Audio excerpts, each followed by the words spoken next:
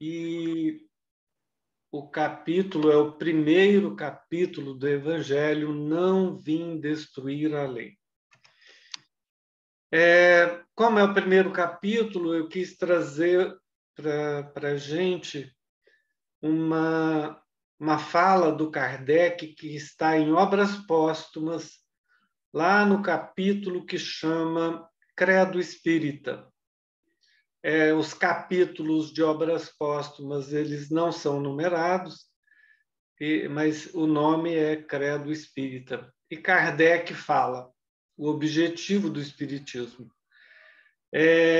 Plenamente a finalidade e o objetivo da doutrina, ele esclarece e traz a sua fala, ministrando a prova material da existência e da imortalidade da alma, iniciando-nos nos mistérios do nascimento, da morte, da vida futura, da vida universal, tornando-nos palpáveis as inevitáveis consequências do bem e do mal.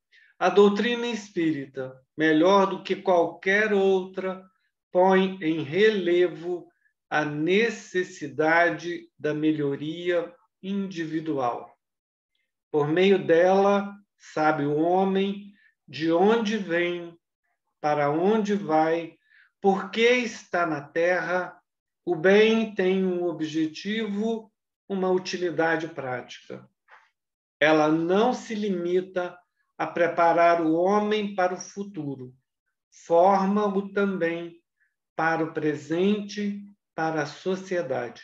Melhorando-se moralmente, os homens prepararão na terra o reinado da paz e da fraternidade. Objetivo da doutrina espírita. Em relação ao Evangelho, vamos fazer algumas colocações, algumas generalidades que vamos trazer sobre o Evangelho. Ele foi publicado inicialmente com o título de Imitação do Evangelho, um termo que incomodou muito o editor, e aí Kardec explica o seguinte em relação à primeira edição. Mais tarde, por força das observações reiteradas do senhor Didier, que era o editor, e de algumas outras pessoas, mudei-o para Evangelho segundo o Espiritismo. Se a gente lembrar da obra do Rustem edita uma obra que era a revelação da revelação. E Kardec inicia a parte moral com o texto de imitação do Evangelho. Interessante o ponto de humildade que Kardec tinha em relação à doutrina que ele estava trazendo, expondo, no exemplo que eu dei, Rustem achando que estava trazendo a revelação da revelação. Trata-se o Evangelho do desenvolvimento dos tópicos religiosos de O Livro dos Espíritos e representa um manual de aplicação moral do Espiritismo. O ensinamento moral do Espiritismo está dentro do Evangelho, a base foi o Livro dos Espíritos. E aí, em agosto de 1863, o Evangelho foi editado em 1864. Kardec recebe uma comunicação sobre a elaboração desse livro que ninguém sabia. Então, o movimento espírita da época sabia que ele estava fazendo um livro, mas não sabia nada do livro. E aí ele recebe essa comunicação. Este livro de doutrina terá influência considerável porque explana questões de interesse capital. Não somente o mundo religioso encontrará nele as máximas de que necessita, como as nações, em sua vida prática, dele aurirão instruções excelentes.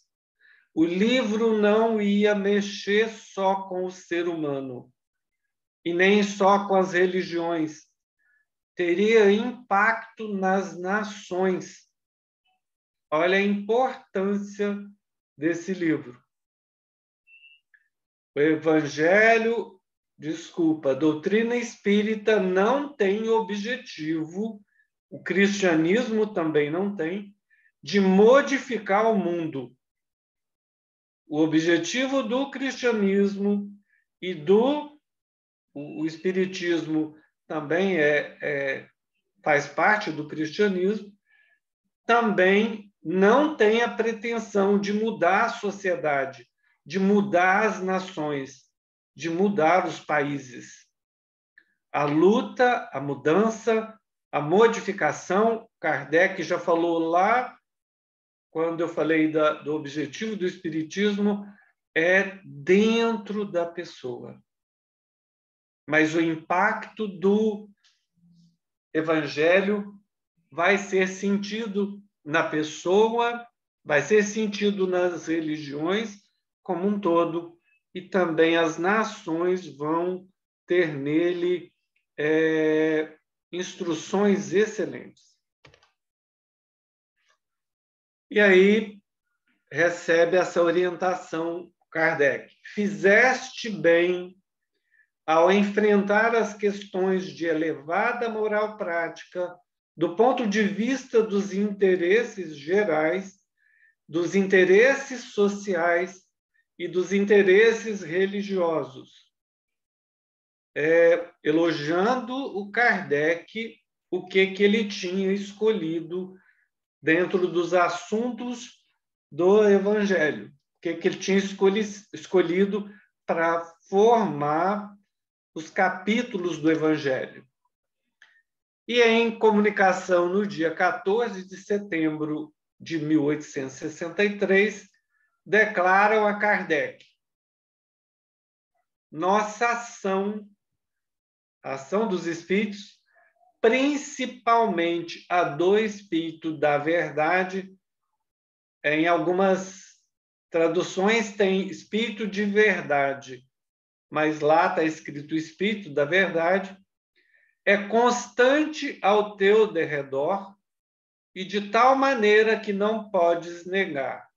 Espírito de Verdade, quem era o chefe daquele conjunto de espíritos que trouxe a codificação, é Jesus. E aí é trazido para ele a influência, a ação do Espírito de Verdade, que é Jesus, constantemente ao derredor do Kardec, não só na preparação dessa obra, mas é chamada a atenção aqui.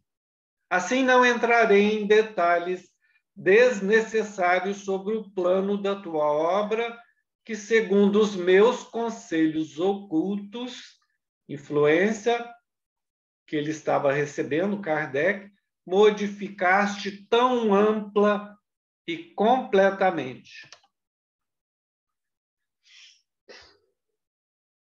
Desculpa, não passou.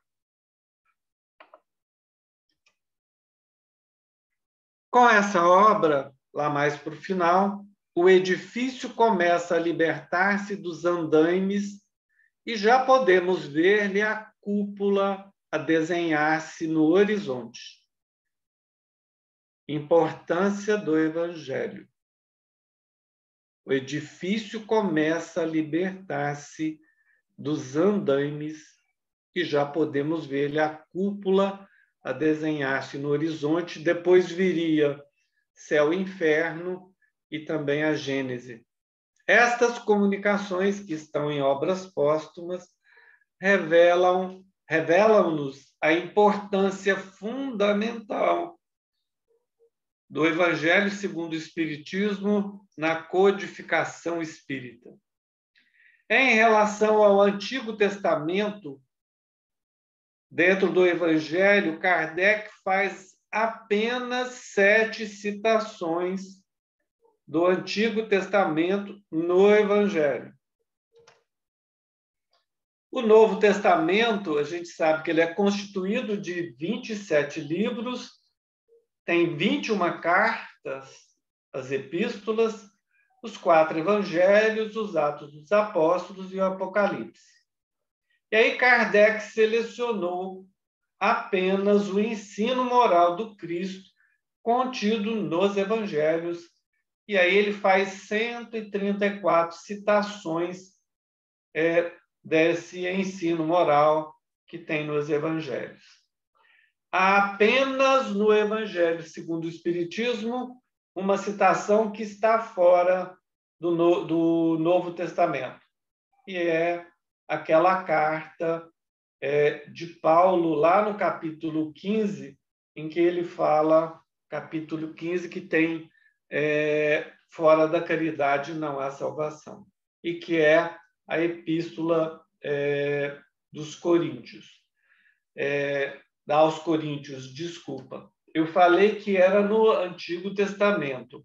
As citações são do Evangelho. São 7 citações do Antigo Testamento, 134 citações dos evangelistas e apenas uma fora do Evangelho no Novo Testamento, que é a carta de Paulo. E aí a obra, o Evangelho segundo o Espiritismo. Então, no Evangelho nós encontramos 27 capítulos. Inicialmente eram 26 capítulos, depois foi acrescido mais um. Aquele capítulo que tem as preces, ele era... Desculpa, são 27 capítulos pelo Kardec, e o capítulo 28 foi acrescido posteriormente ao Evangelho. Ele era um opúsculo, um livreto que tinha as preces, e aí foi colocado junto como capítulo 28.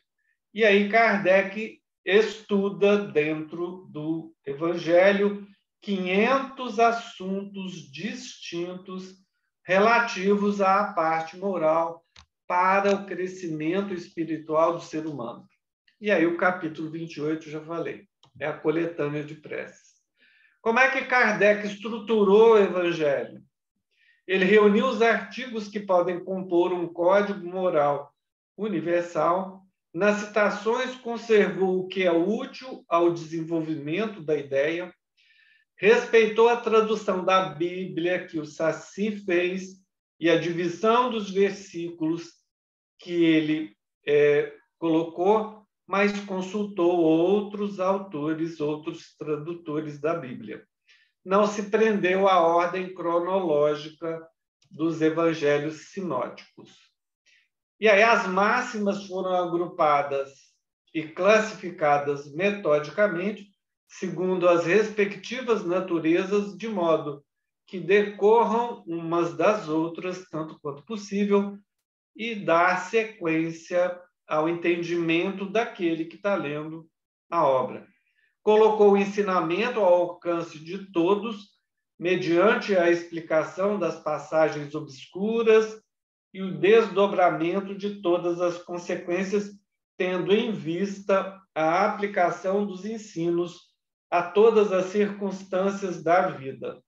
Então, dentro do Evangelho, tem informações muito interessantes em relação à doutrina como um todo. Se a gente só lê o Evangelho, é lógico que vamos ficar sem algumas informações, mas lá dentro do Evangelho tem muita informação doutrinária. E aí a elaboração do Evangelho segundo o Espiritismo seguiu uma ordem lógica e progressiva. Na estrutura do Evangelho, a gente pode tomar por base os 4 primeiros capítulos, que são assuntos muito importantes para a doutrina espírita e, é lógico, baseado dentro dos ensinamentos de Jesus, também o lado moral do cristianismo. E aí é interessante que ele começa o primeiro capítulo com esse nome: Eu não vim destruir a lei. E o segundo capítulo: Meu reino não é deste mundo. Eu não vou reinar neste mundo. Meu reino não é daqui. Meu reino é de outro lugar. Tem outro lugar o reino de Deus. É lógico que hoje em dia a gente sabe que é uma interseção de mundos, de universos, e que a gente não precisa nem pensar que é em outro lugar, porque as dimensões são várias e pode ser até junto de nós em dimensão diferente. E aí traz outro assunto: há muitas moradas na casa do meu Pai. E aí outro também ensinamento muito importante dentro do Espiritismo: ninguém pode ver o reino de Deus se não nascer de novo. Reencarnação, muitas moradas na casa do Pai, o plano espiritual. Meu reino não é deste mundo, também o mundo espiritual. E ele coloca que o Espiritismo também, Jesus disse que não vinha destruir a lei, e que o Espiritismo também vem e diz que não vai destruir a lei. Sabemos que todos os conhecimentos, tanto da ciência como os conhecimentos religiosos, eles não aparecem de uma vez. Eles aparecem devagar e vão sendo alargados esses conhecimentos, essas informações, elas vão sendo alargadas. Não esquecemos o que já foi trazido e também não trazemos nada de novo relativamente para gerações futuras. Estamos caminhando sobre informações que foram trazidas em outras épocas e nós sedimentamos algum aspecto dela agora e ela será também transferida para o futuro. E aí estamos falando que todos aqueles que foram missionários, nós estamos hoje na doutrina espírita sendo carregados por eles, nos ombros deles. Tem várias coisas do Antigo Testamento, tem várias coisas do Novo Testamento, tem várias coisas dos nossos entendimentos dentro do Espiritismo que foram trazidos por pessoas depois de Jesus. Estamos, então, sobre os ombros deles. E também o cristianismo, o espiritismo, digo, não veio e também não vai destruir a lei. Só um pouquinho do capítulo 5, porque é quando ele começa as bem-aventuranças, e aí começa o estudo das consolações, que esse estudo vai até o capítulo 27. 13 capítulos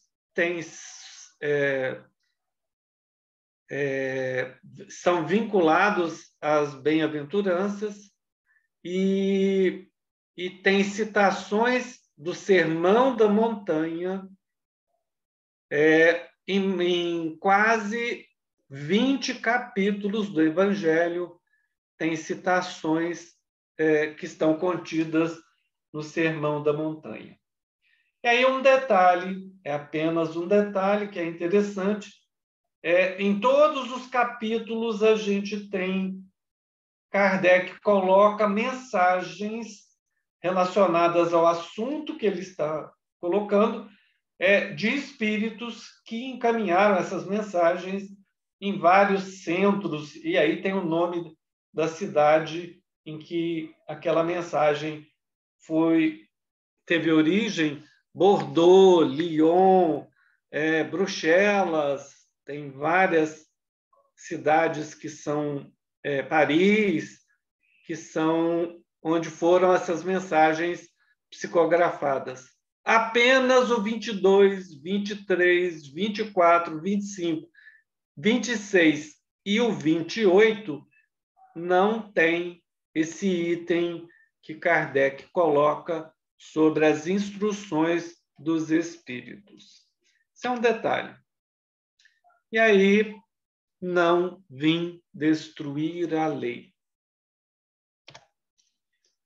E aí o texto base que vamos falar hoje é o de Mateus, do capítulo 5, versículo 17 e 18, que diz o seguinte: não penseis que eu tenha vindo destruir a lei ou os profetas.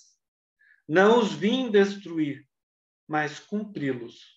Porquanto em verdade vos digo que o céu e a terra não passarão sem que tudo que se acha na lei esteja perfeitamente cumprido, enquanto reste um único iota e um único ponto. Essas são palavras de Jesus que ele traz no iniciozinho do Sermão da Montanha, logo depois das bem-aventuranças. Faz parte do Sermão da Montanha, Sermão do Monte, essa citação de Jesus que Kardec traz, que não ia derrogar a lei, que não ia destruir a lei também. O Espiritismo também tem essa proposta. E aí, o que é isso? Que lei é essa? Que Jesus fala que não vem destruir a lei. De que lei Jesus está falando? Se a gente olhar direitinho, lá no povo judeu, na Palestina, a gente vai ter duas leis que eram bem na estruturação da legislação deles, era bem colocada de forma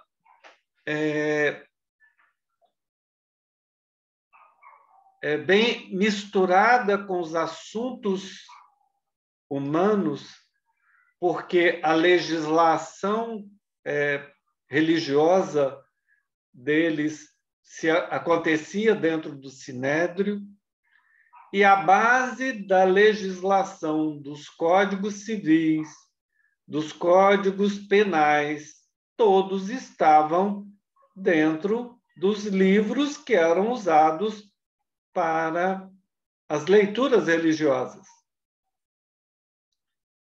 Então, o julgamento era feito de um crime comum, era feito dentro do Sinédrio. Embora tivesse uma lei religiosa, e aí os 10 mandamentos, também tinha uma legislação civil dentro do Pentateuco, do Moisés. A legislação civil era muito mais numerosa, basicamente presente nos 5 livros. Mas tinha também uma lei religiosa que iria ser trazida para todos nós dentro dos 10 mandamentos. E aí, em relação ao eu não vim destruir a lei de Jesus. Não penseis que eu tenha vindo destruir a lei ou os profetas. O que é a lei ou os profetas? O que se quer dizer com isso, se era tudo como se fosse uma coisa só. O que é que Jesus quer dizer? Que ele não veio destruir a lei ou os profetas, porque tudo acontecia dentro da religião, dentro de um ambiente religioso, mesmo sendo crimes fora da lei religiosa, eles eram interpretados como a lei religiosa. Então, Jesus vincula em várias passagens as relações dos ensinos que está querendo mostrar para as pessoas, que ele quer trazer para as pessoas, com as citações de Moisés e de outros profetas. Então, Jesus faz isso. E aí, como é que ele faz isso? Como é que ele vincula? Aí ele pergunta algumas vezes, o que diz a lei? E aí alguns escribas falam, alguns doutores da lei falam, respondem o que ele estava perguntando dentro da lei. E aí, em outros momentos, ele fala, o que está escrito na lei? E quando quer atualizar o ensinamento ou modificar algum ponto daquele ensinamento, de como está registrado lá na lei mosaica ou em outros profetas, Jesus fala, em verdade, em alguns momentos, ele repete, em verdade vos digo. E em outras vezes, ele fala, eu, porém, vos digo. Ele vincula a lei lá do Antigo Testamento e atualiza essa lei, modifica essa lei. Então, é o que Jesus faz. Ele não destrói, abroga a lei e os profetas. Ele complementa, ele modifica e atualiza essas leis.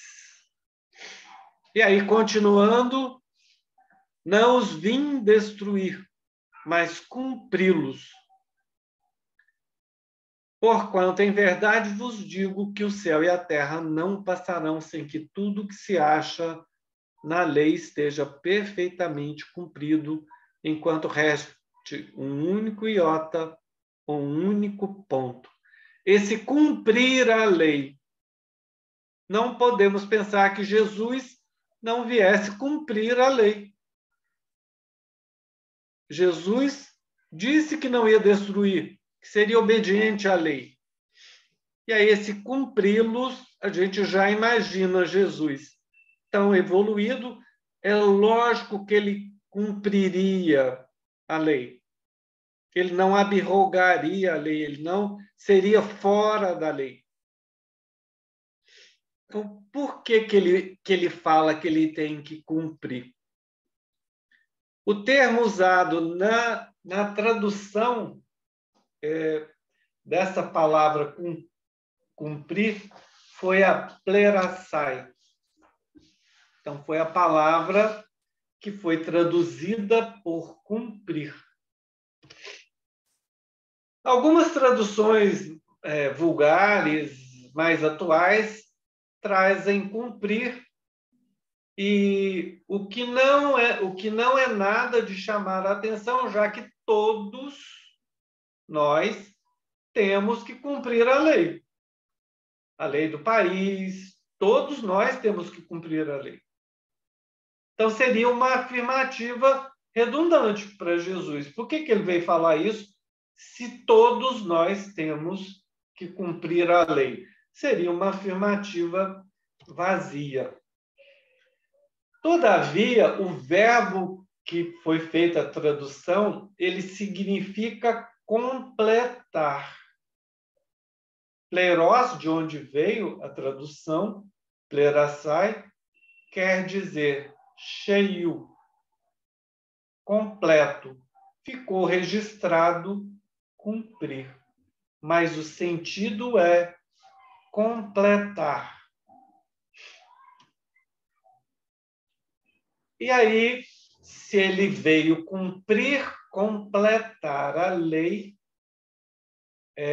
qual era a missão dele?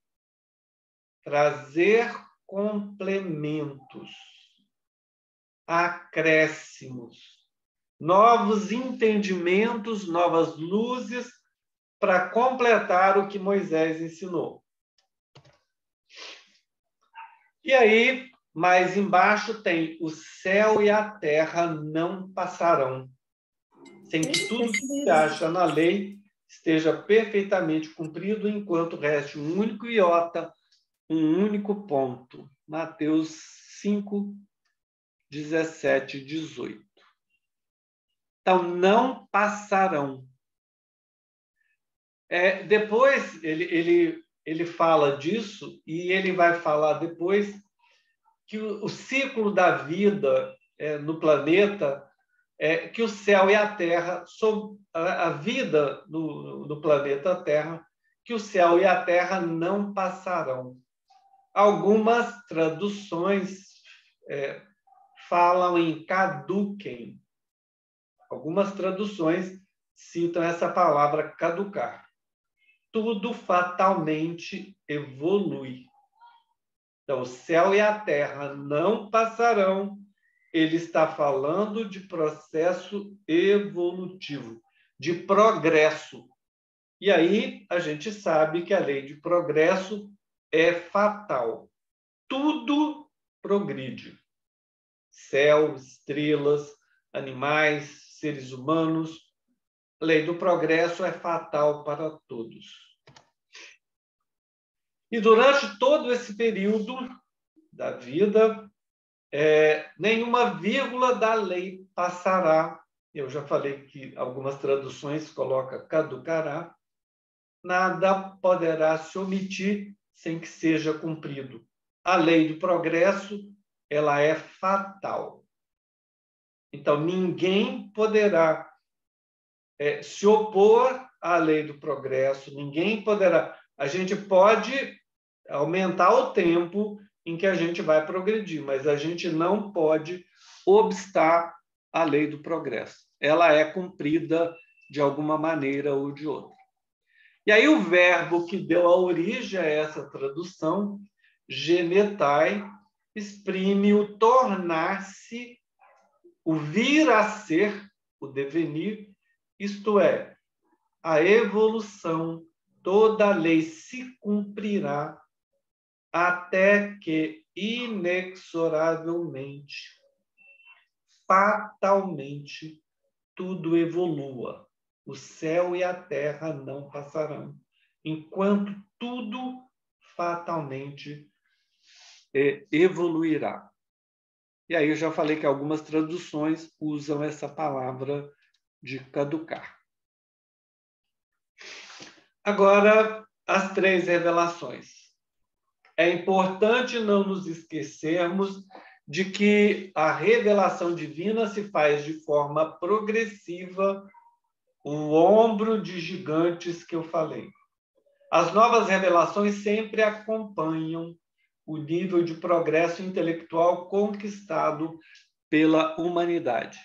Isso fica muito claro ao se tomar esta fala de Jesus: tem ainda muito que vos dizer, mas vós não os podeis suportar agora. Sei lá, de João 16, 22.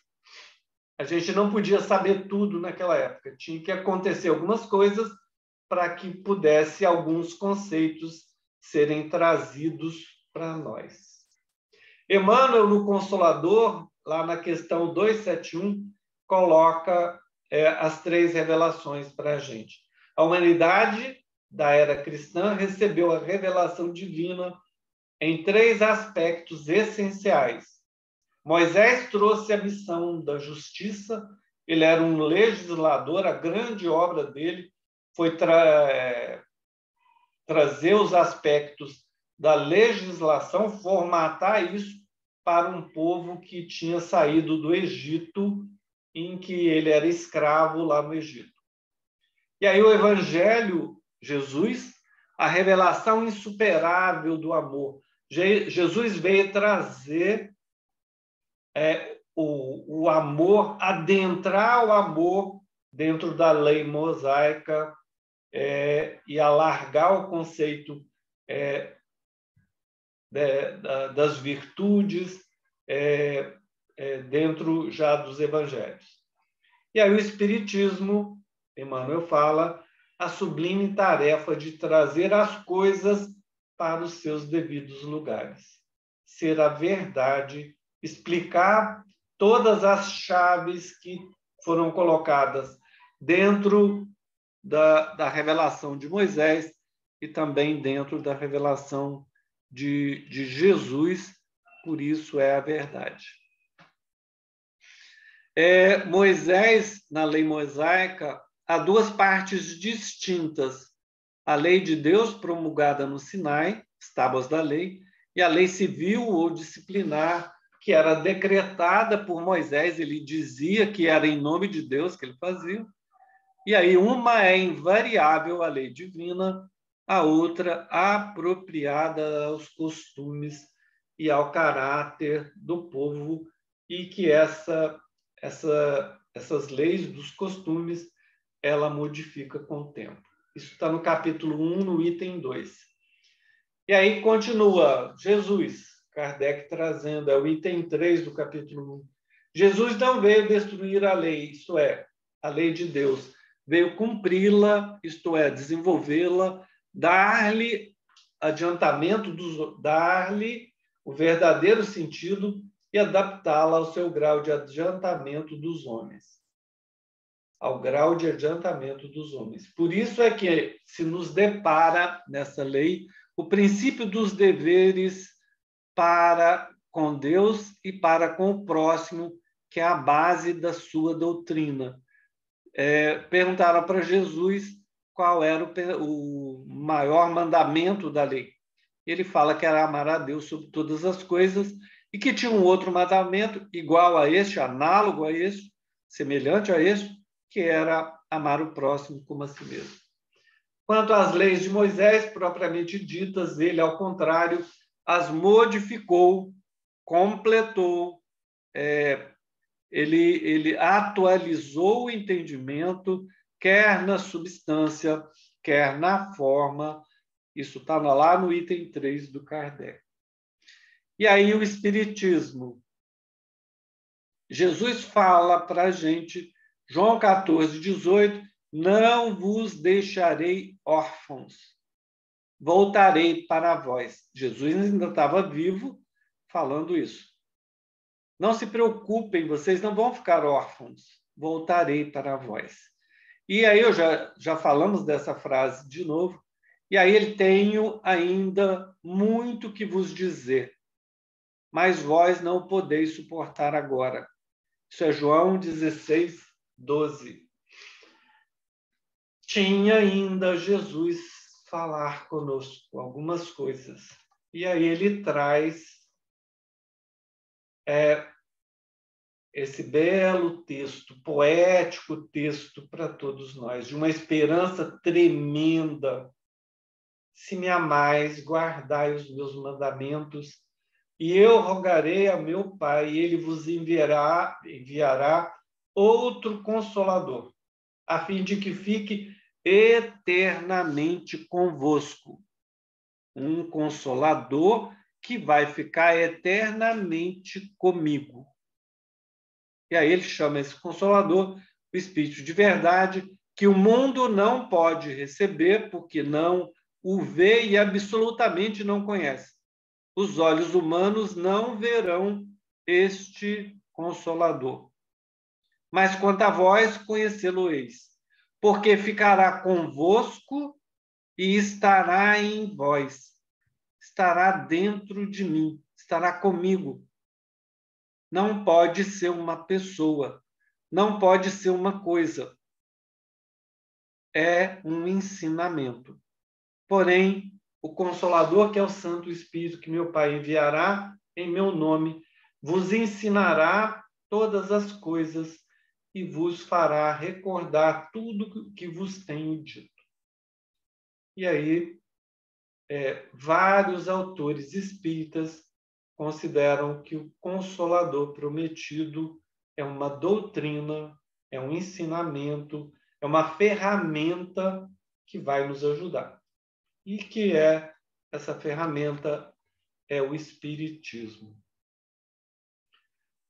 Dentro lá da introdução tem umas coisas interessantes para a gente finalizar, que é o objetivo do Evangelho segundo o Espiritismo. É usado só o ensinamento moral, a gente falou isso, mas ele vincula aquela mensagem que as religiões, as pessoas, as religiões, as nações iriam se beneficiar. Então, para as religiões, o que seria o Espiritismo? O que ele iria trazer aos ensinos morais do Cristo? É terreno onde todos os cultos podem reunir-se.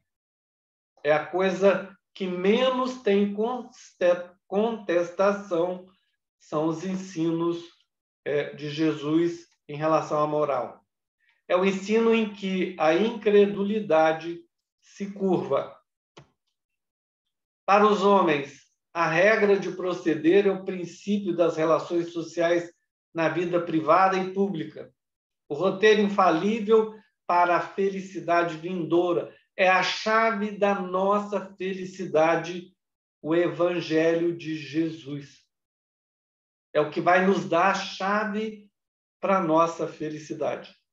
O levantamento da ponta do véu que oculta a vida futura. Grande ensinamento de Jesus, a vida futura, a vida espiritual. A obra que cada um pode colher os meios de conformar sua conduta pessoal à moral do Cristo. Isso é o ensinamento que a moral do Cristo nos envolve. E aí, para a gente como um todo, para estudarmos, para entendermos, voltar ao estilo primitivo, da primitiva simplicidade das narrativas deturpadas com o tempo. Trazer o que era o sentido do cristianismo inicial, a simplicidade das narrativas daquele tempo. Voltar ao contexto da época em que foram enunciadas os ensinamentos, as verdades trazidas por Jesus, conhecer a fundo a moral evangélica, compreender-lhe e deduzir as consequências para a vida. Se acontecer conosco isso, mudaremos as nações. Mudaremos primeiro as pessoas que estão à nossa volta, depois os locais onde trabalhamos, as nossas instituições, e isso mudará fatalmente as nações e o mundo. Só mais um lembretinho importante que está lá no Evangelho, lá no capítulo 17, que tem o item que disserta sobre o homem de bem, e no item 4 estabelece um parâmetro para sermos bons espíritas. E aí ele afirma, isso é uma frase do Kardec, reconhece-se o verdadeiro espírita pela sua transformação moral e pelos esforços que faz para domar suas inclinações mais. Que 2022 seja um ano de muitas alegrias. E aí, paz, muita paz para todos. E com essa figura incomparável, com esse mestre incomparável. Ninguém superou até hoje e acreditamos que não teremos ninguém que irá encarnar que seja superior a Jesus. Não teremos isso em qualquer época, porque quando chegarmos no nível perto dele, já não teremos mais necessidade das encarnações aqui no plano material. não vim destruir a lei. Essa era as informações que eu tinha para trazer para vocês. Muito Muita obrigada. paz.